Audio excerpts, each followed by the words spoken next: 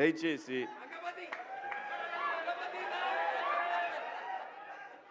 ఇంకో విషయం చెబుతున్నా, అమ్మాయిలు హీరోయిన్లు ఏ బట్టలు పెడితే వేసుకొని పోతే మనమే దరిద్రం అనిపించాల్సి వస్తమ్మా.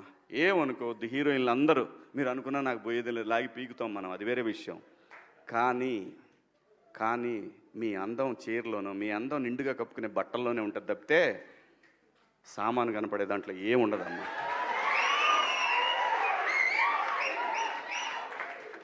అవి వేసుకున్నంత మాత్రాన చాలామంది చూసినప్పుడు నవ్వుతూ అంటారు, కానీ దేద్రమ్ముండ ఎలాంటి బట్టలు ఎందుకు వేసుకుని కాస్త మంచి వేసుకోవచ్చుగా, బాగుంటావు కదా అనాలనిపిస్తుంది లోపల, అనలేము. అంటే మళ్ళీ స్త్రీ స్వాతంత్రం లేదా, స్వేచ్ఛ లేదు.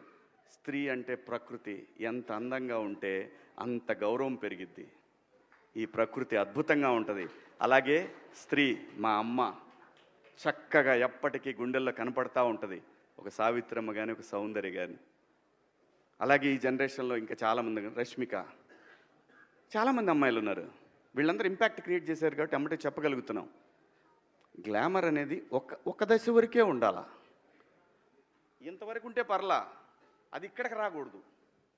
నేనేవాళ్ళే కానీ చెప్పడానికి మళ్ళీ అందరు రేపు పొద్దున పెద్ద పెద్ద వాళ్ళంతా బయలుదేరతారు, మాకు స్వేచ్ఛ లేదు.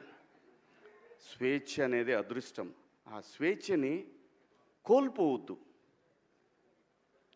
మన గౌరవం ఎప్పుడు పెరుగుద్దంటే మన వేష భాషల నుంచే మన గౌరవం పెరిగిద్ది. అందులో ప్రపంచ వేదికల మీదైనా సరే చీర కట్టుకున్న వాళ్ళకే విశ్వసుందర కిరీటాలు వచ్చినాయి. Thank you so much.